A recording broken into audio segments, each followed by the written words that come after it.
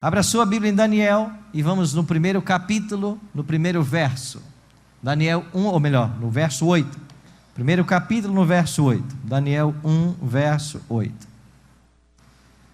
Antes, situar você a respeito do momento em que vivia o jovem Daniel. Daniel era um príncipe em Judá, e ele foi levado cativo pelo poder, pelo império babilônico. Levado de Jerusalém para a Babilônia, e lá em Babilônia ele passou por um processo seletivo, porque o rei queria ter junto a ele os jovens mais sábios, para instruí-los em toda a cultura, em todo o conhecimento, e que através desses jovens ele ampliasse o seu governo, a sua administração. E Daniel foi um desses jovens. E lá em Babilônia, como escravo, ele começou a ser testado. A sua fidelidade foi testada. E um dos primeiros testes que foi feito a ele, é que esses jovens deveriam ser alimentados com as finas iguarias do rei. E também com o vinho que ele bebia. Ou seja, para esses jovens príncipes, eles deveriam comer da comida do rei e beber do vinho do rei. E diante dessa prova, porque Daniel havia sido educado na religião hebraica, havia conhecido o Deus de Abraão, Isaque e Jacó, Daniel não titubeou. E no verso 8 do primeiro capítulo, nós temos a resolução de Daniel. Resolveu Daniel firmemente não contaminar-se com as finas iguarias do rei, nem com o vinho que ele bebia. Então pediu ao chefe dos eunucos que lhe permitisse não contaminar-se.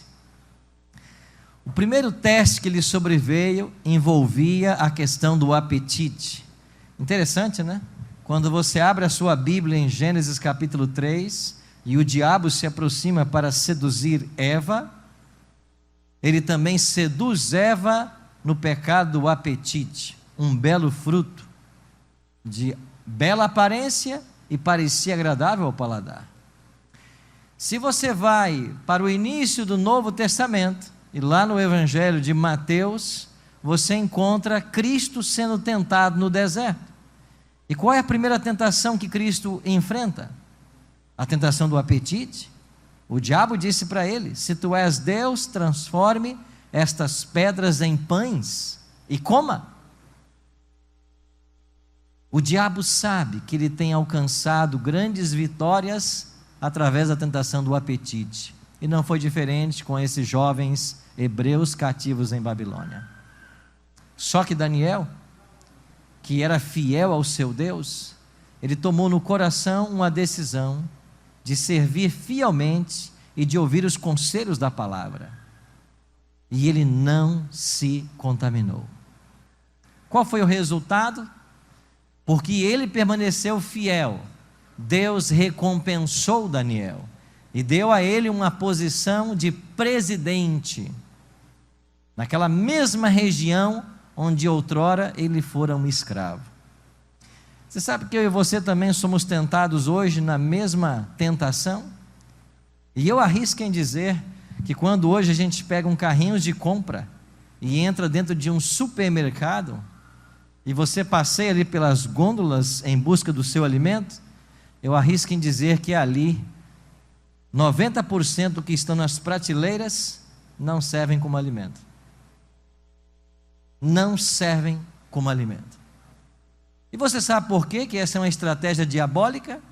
Porque o diabo sabe que se ele acabar com a tua saúde, e tudo que nós comemos vira sangue, e isso é qualidade de vida ou não, se ele acaba com a tua saúde, se ele enfraquece o teu cérebro, a tua mente, ele consegue afetar a única forma com que nós temos de nos relacionar com Deus.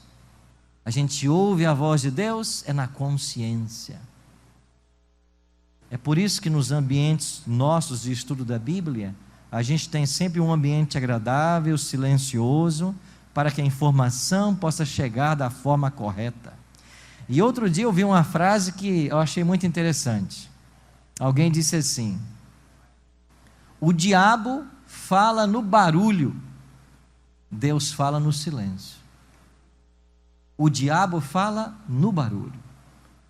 Você já percebeu que às vezes a gente se encontra em certos ambientes onde as pessoas estão ouvindo algum tipo de música tão estridente, tão alto, que mal elas conseguem conversar? Até a gente, quando transita por aí, tem que passar em alguns ambientes, não é assim? O diabo fala no barulho, e é no barulho de muitas coisas que ele transmite a sua ideia, a sua filosofia, e as pessoas assumem um comportamento de acordo com essas diretrizes. Por outro lado, Deus fala no silêncio, e a nossa mente é o único canal que Deus tem para se comunicar conosco. É por isso que o diabo quer tanto que você seja uma pessoa doente, e vai fazer de tudo para que você coma tudo aquilo que não presta para você. Daniel não só se absteve desses alimentos, porque muitos deles faziam mal à saúde, inclusive o vinho, porque a Bíblia condena a bebida alcoólica. Mas Daniel se absteve também porque esses alimentos eram sacrificados aos ídolos babilônicos. E o povo de Babilônia era um povo tremendamente politeísta. E comesse ele desse tipo de alimento, e ele estaria prestando culto aos deuses de Babilônia. E foi por isso que ele escolheu não comer. Por isso que ele resolveu no seu coração ser fiel. E nós temos em Daniel um exemplo muito claro de alguém que escolheu se comprometer com Deus. Alguém que era comprometido com Deus. E eu e você temos que copiar esse modelo. Temos que dizer não àquilo que não faz bem à saúde. Temos que incentivar as pessoas a se alimentarem bem. Esse é um ponto principal. Um outro detalhe. Quando chegamos no capítulo 6 de Daniel, não é a Babilônia mais quem governa. No capítulo 5, você tem a queda de Babilônia. No capítulo 6, o Império Medo-Persa toma controle. E o rei Dario está aí sentado no trono. Só que Daniel tornou-se um presidente nesse império, e os outros presidentes ficaram com inveja de Daniel, e as provas continuaram. E esses outros presidentes convenceram o rei a baixar um decreto. E olhem no capítulo 6, versículo 7, qual foi o decreto?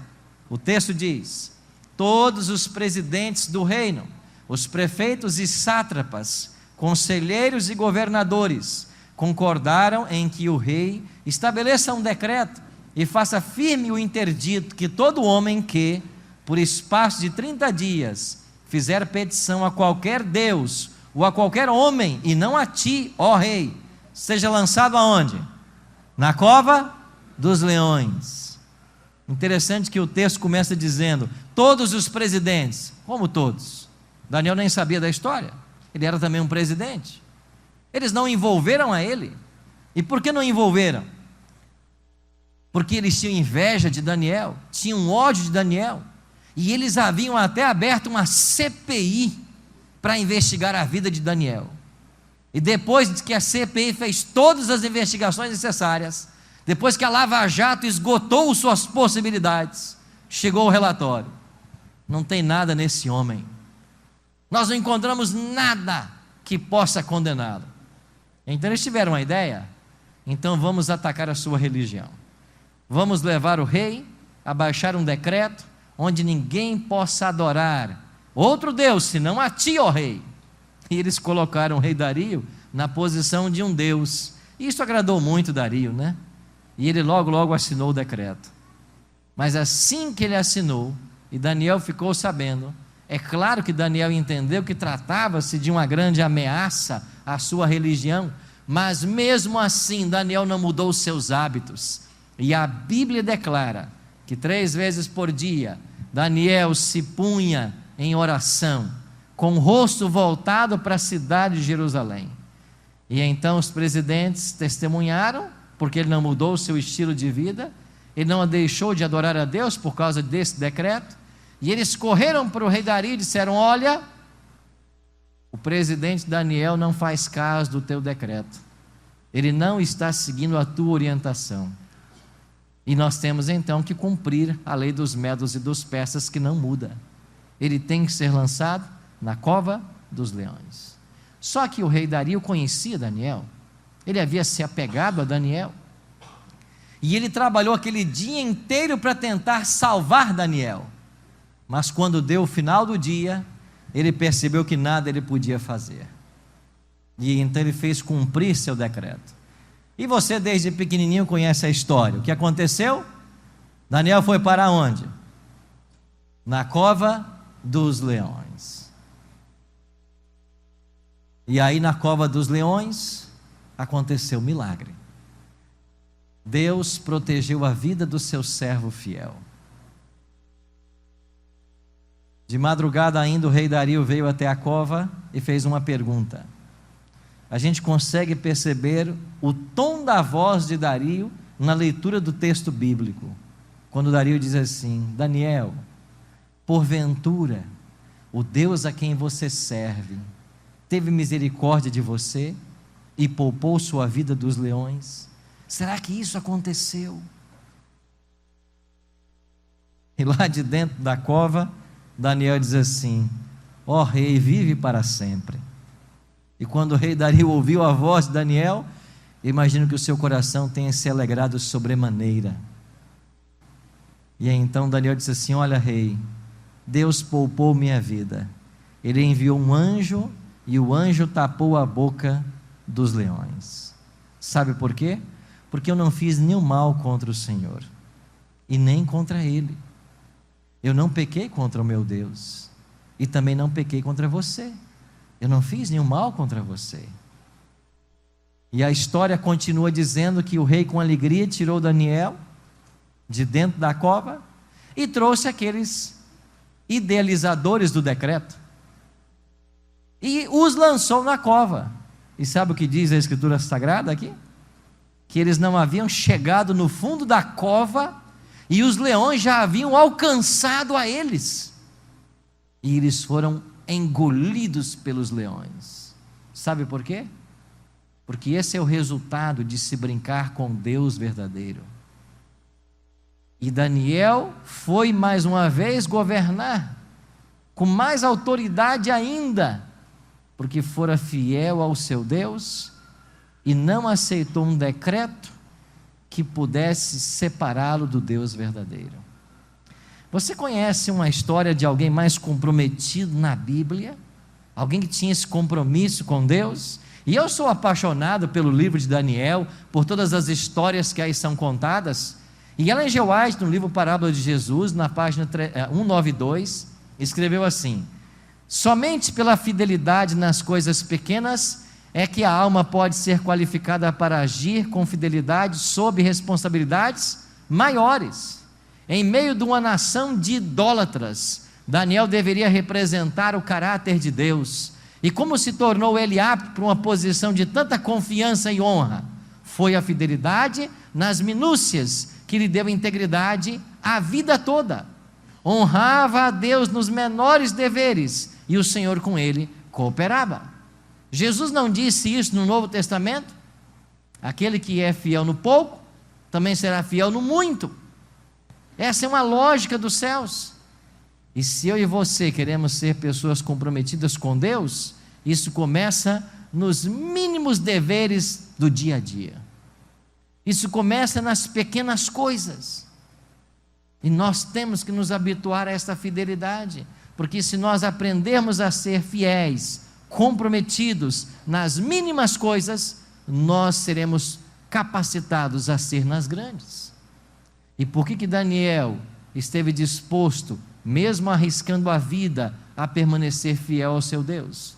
Porque isso não foi decidido na hora que o decreto foi promulgado. Isso foi decidido muito antes, através de uma vida de dedicação ao Senhor. Eu e você temos esses desafios, de buscarmos também ser fiéis ao Senhor, nas pequenas e nas grandes coisas. Nós vamos ser colocados sob circunstâncias onde a fé sempre é provada, e cada vez que você se mostra fiel nas pequenas coisas, Deus permite que outras maiores chegam. Para quê? Para nos fortalecer, para fortalecer a nossa fé e nos preparando a cada instante para a vida eterna. Daniel é um exemplo para todos nós. E quando termina o seu livro, no último verso, está escrito: tu, porém, segue o teu caminho. Quem é que está falando aqui? O próprio Deus. Através de quem? Do anjo mais poderoso do céu, Gabriel. E Deus está dizendo para Daniel, através do seu anjo: tu, porém, segue o teu caminho até o fim. E o anjo disse assim: pois descansarás. Sabe o que significa descansar nesse texto? Você vai morrer. Você vai morrer. Mas não termina aí a história. Porque no final, ou no fim dos dias, te levantarás para receber a tua herança. E você sabe, quando terminou o cativeiro babilônico, que durou 70 anos, quando Ciro assinou o decreto para que os judeus voltassem, algumas famílias voltaram, mas Daniel não está entre elas. Daniel não voltou para Jerusalém. E sabe por quê? Porque Daniel não queria voltar para a cidade de Jerusalém. Daniel já queria ir para a Nova Jerusalém. Ele não almejava voltar para uma cidade que estava em ruínas. Ele já sonhava com a cidade de ouro e cristal. E o anjo assegurou para ele: você vai morrer, mas você vai levantar. E você vai receber a sua herança. Sabe que eu e você também temos uma herança? A palavra de Deus tem um texto muito bonito, onde ela diz para mim e para você, de que nós temos também uma herança. Lá em Apocalipse, ou não está? Aí está, capítulo 3, verso 11, que diz o texto em Apocalipse 3, 11: venho o quê? Sem demora. Cristo está prometendo: venho sem demora. Conservas o que tens, para que ninguém tome a tua coroa. A herança que você tem é uma coroa de vida eterna. Então, vale a pena ser fiel, vale a pena ser comprometido com Deus. Como Daniel, não deixe que as tentações modernas te separem do Deus verdadeiro. Seja fiel, porque no final você vai ter a tua recompensa.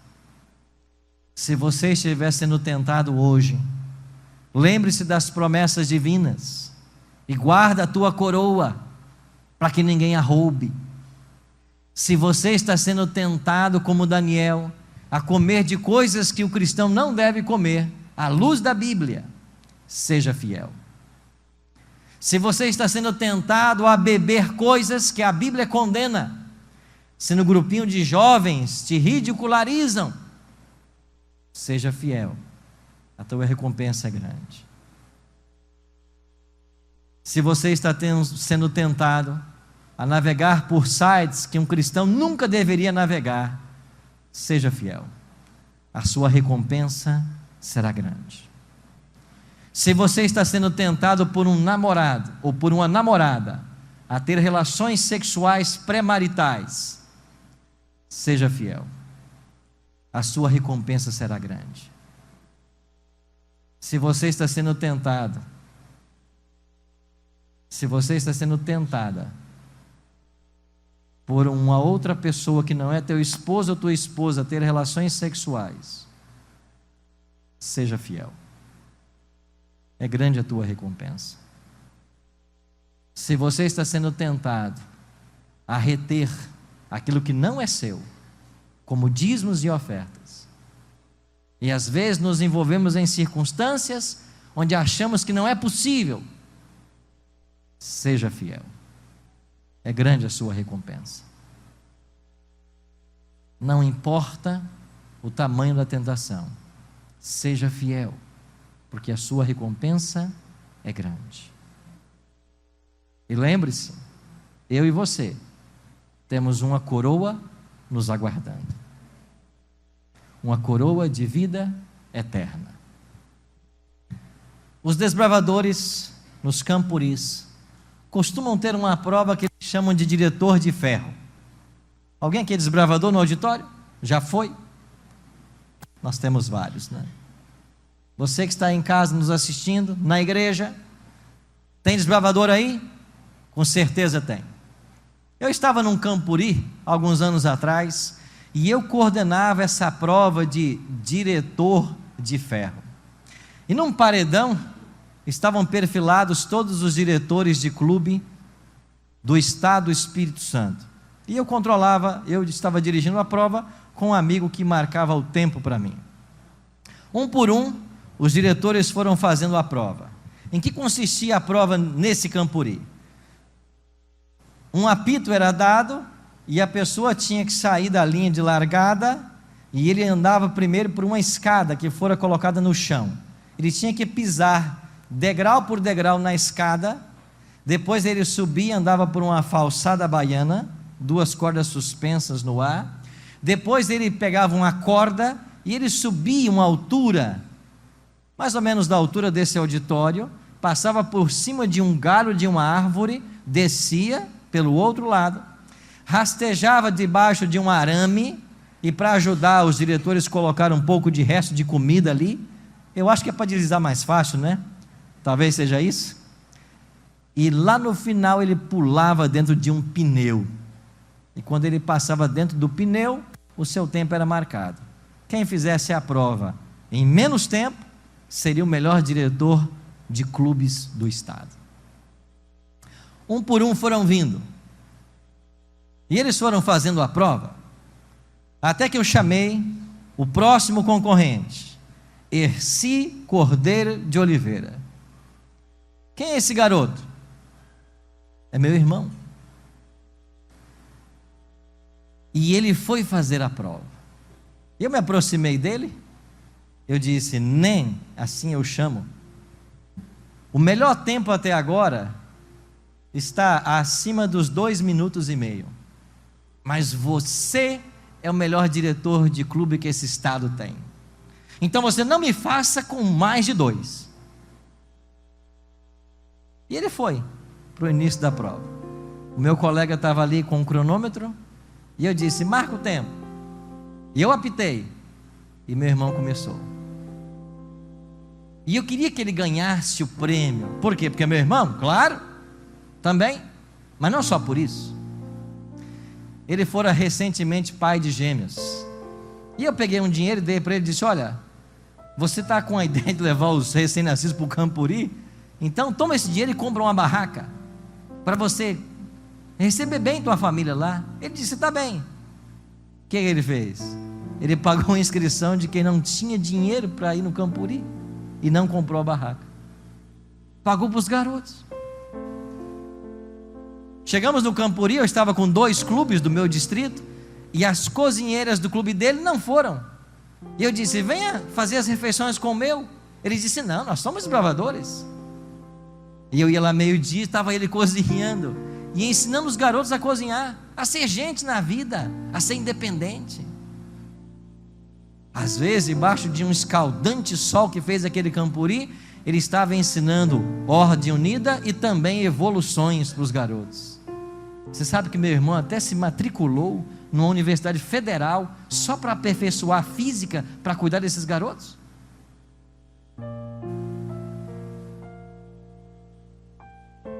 O meu irmão sabia fazer mais de 50 nós, e ninguém batia ele, porque nos concursos, quando a gente dizia o nome, ele já jogava o nó no chão pronto. E eu queria que ele ganhasse. E ele foi fazendo a prova. Quando ele subiu a corda e passou por cima do galho, ele não desceu, ele pulou lá de cima.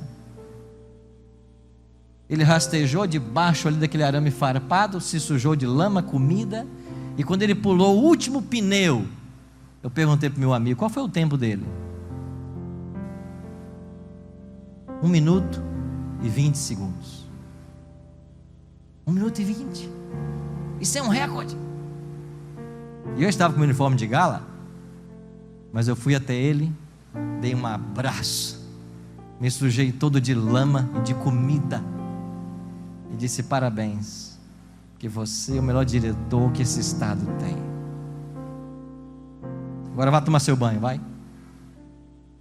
E ele foi. Faltavam ainda uns poucos competidores, e eu comecei a pensar: daqui a pouquinho nós vamos nos reunir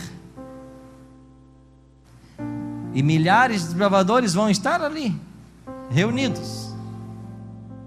E lá no auditório, eu vou poder chamar meu irmão e apresentar o melhor diretor de clube que esse estado tem.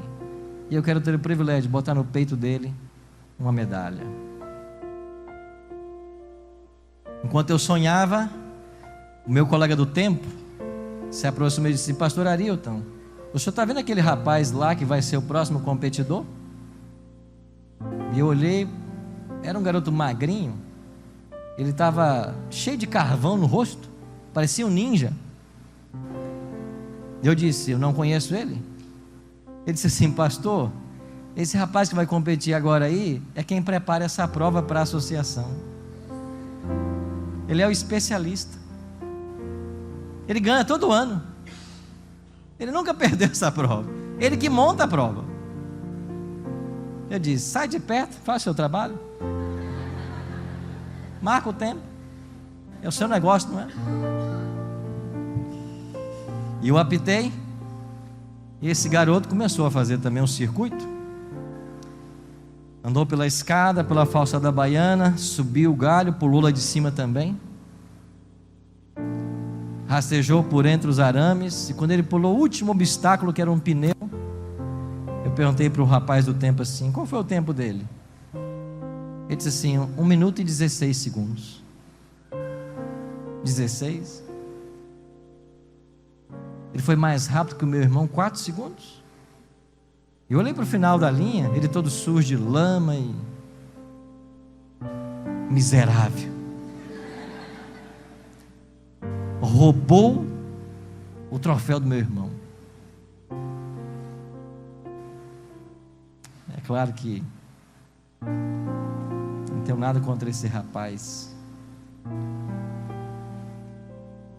Aí dei o meio-dia, domingo, vamos encerrar o Campuri. Lá estavam os bravadores todos perfilados, e o diretor jovem disse: pastor Arilton, vem ajudar a entregar os prêmios? Eu disse: não estou afim. E eu não me esqueço, eu me assentei no auditório assim, no palco, me assentei aqui bem nesse cantinho, fiquei observando aquela garotada. E quando começaram a anunciar os clubes, 5 estrelas, anunciaram o clube do meu irmão. E eu olhei para eles, e eles estavam fazendo uma festa. Era o máximo que o clube podia alcançar, um clube 5 estrelas no Campuri. E eles fizeram uma grande festa. E no ápice do encerramento, o diretor jovem anunciou: vamos receber agora o melhor diretor de clube que esse estado tem. E entrou o rapaz. E quando entrou o rapaz, eu olhei para o meu irmão. Ele estava lá no meio do clube. Ele não estava triste. O clube dele havia sido 5 estrelas. Ele estava festejando. Mas eu estava arrasado. Sabe por quê? Porque eu conheço a história desse garoto. Como eu queria dar o prêmio para ele, eu não pude. Sabe por quê? Porque alguém foi melhor que ele. Você não está aqui por acaso. Eu queria dizer para você que alguém quer ser melhor que você. E sabe quem é esse alguém? É o próprio Satanás. Porque se ele for melhor que você, ele vai roubar a sua coroa. A Bíblia diz que ele é um leão. E como um leão ele fica rugindo, procurando presas. Mas se você se comprometer com Deus, como era Daniel, não tem poder do inferno que possa vencer você. Não tem diabo que separa você das mãos de Cristo. Não tem a tentação que você não possa vencer. Sabe por quê? Porque todo o céu está interessado na sua salvação. Se você abrir o seu coração, se você permitir, os anjos dos céus virão ao encontro de todos nós, e não vão deixar que nada de mal aconteça a você. Não importa o tamanho da prova, o Senhor vai dar vitória. Se comprometa com Deus. Seja fiel, como foi Daniel. Há um ano atrás, 2 irmãs sentiram no coração o toque do Espírito Santo. Começaram a procurar uma igreja. Até que um dia, uma adventista, companheira de profissão, ela se chama Eliette, convidou as 2 amigas de profissão para estudar a Bíblia. E elas foram até a casa dela. Começaram os estudos. Depois veio o convite para que visitasse uma de nossas igrejas. E elas foram à igreja. E uma delas disse para mim há pouco que essa noite quase não dormiu, porque agora elas virão ao tanque batismal para serem batizadas. Eu queria chamar as irmãs Maria José e Elisângela. Elas virão aqui com o pastor João Borges, que é do Distrito Central de Castanhal. E eu queria convidar aqui também a Eliette. Cadê a Eliette? A Eliette está aí. Desculpa. A Eliette é a irmã. Eliette, por favor. E a instrutora, que é a Lidiane. Tudo bem, Eliette? Seja muito bem-vinda aqui, viu? Que alegria conhecer você. Essa é a instrutora. Então você que é a Lidiane, que Deus te abençoe. Lidiane fez um convite, começaram os estudos da Bíblia, e hoje chegou o momento dessa decisão tão especial. Eu disse para elas há pouco, de que assim que elas forem batizadas, o nome delas será escrito no livro da vida, e que lá ele permaneça até o dia da volta do Senhor. Elas estão se comprometendo com Deus hoje. Elas estão escolhendo ser fiéis a tudo aquilo que a palavra ensina. E elas disseram que quando começaram a estudar a palavra, elas descobriram paz. Paz. Maria José, querida irmã Maria José, aceitastes a Cristo como teu Salvador pessoal e viestes aqui hoje dar o seu testemunho público. Eu sei que essa noite você quase não dormiu, a ansiedade desse momento, mas Deus permitiu que isso chegasse. E para perdão dos teus pecados, para que teu nome seja escrito no livro da vida, o pastor João Borges te batiza. Em nome do Pai, do Filho e do Espírito Santo. Amém. Uma salva de palmas.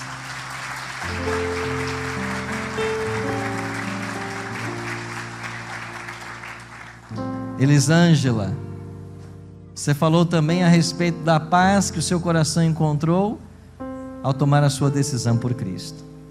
E você quer se comprometer também agora a ser fiel. Mas antes que o pastor te batize, eu tenho uma pergunta para fazer. Há alguém aqui nesse auditório que também tem no seu coração o desejo de se comprometer com Deus e que está planejando também em breve tomar a sua decisão, ou melhor, o seu batismo, e quer agora tomar a sua decisão por Cristo e dizer: pastor, eu também quero me preparar para daqui a pouco tomar a minha decisão. Eu tenho alguém aqui no auditório. Você pode vir aqui à frente, por favor. Vem aqui. Eu quero fazer uma oração por você. Eu tenho outras pessoas no auditório. Se você quiser, que está, meu querido, que Deus abençoe a sua decisão também. Está vindo ali. Mais alguém quer vir e quer tomar agora a sua decisão pelo batismo, de se comprometer com Cristo, de ser fiel e de se preparar para a vida eterna? Quero convidar você a vir aqui à frente. Raire vai louvar a Deus agora. Pode vir aqui. Deus seja louvado por você ter vindo. Raire vai louvar a Deus, e enquanto ela estiver louvando a Deus, você aqui pode estar no auditório, se levantar e vir aqui à frente. Eu quero orar por você. Você que está aí nos assistindo, quer tomar a sua decisão agora, Fique em pé aí onde você está. Fique em pé como um sinal da sua entrega a Cristo. Eu quero orar também por você. Você não está numa igreja, está sozinho em casa, nas redes sociais, assistindo, mas quer tomar a sua decisão. Eu quero que você, aí aonde você está na sua casa, você mande uma mensagem para nós dizendo: pastor, eu também quero. Dê-nos o seu nome. Nós vamos também orar por você. Quantos desejam ser fiéis nesta hora? E ficando em pé, querem demonstrar seu desejo de, como Daniel, também serem fiéis.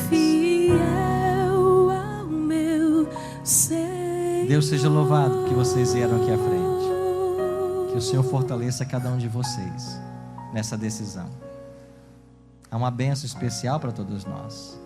Há uma recompensa. Muito além, temos uma vida eterna nos aguardando.